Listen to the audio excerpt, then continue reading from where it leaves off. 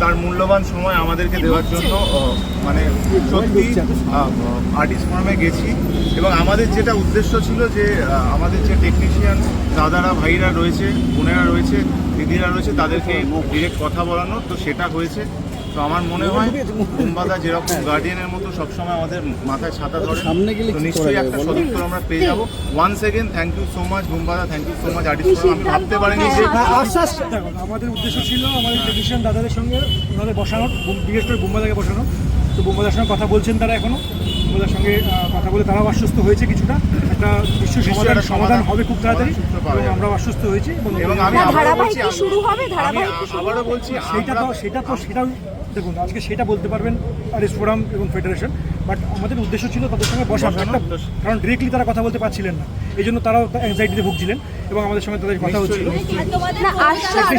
আমাদের টেকনিশিয়ান বিষয়টা সেই বিষয়টা সব ব্যাপারটা এটা আমি এখানে বলতে পারবো না। সমাধান সূত্র বেরোবে। সব কথা তো আমি এখানে বলতে পারবো না, যেটা কথা হয়েছে তাহলে তো সামনেই পুরো ব্যাপারটা হতো না। আমি বলছি আমরা খুশি, কারণ সিরিয়াসলি বুম্বাদা যে এত সময় দিয়ে পুরোটা যেভাবে আমাদের এক্সপ্লেন করেছে, এবং যেটা আমাদের উদ্দেশ্য ছিল, টেকনিশিয়ান যিনি ফোন করেছিলেন আমাকে, তিনিও এসেছেন, আমি নাম বলছি না, তার সাথে কথা আমরা বলেছিলাম, যার কথা মেনলি আমরা বলছিলাম, তাকেও আমরা বসিয়েছি স্যারের সাথে এবং কথা বলছেন। বুম্বাদা বলছেন, তো আমি মানে এখন চলছে।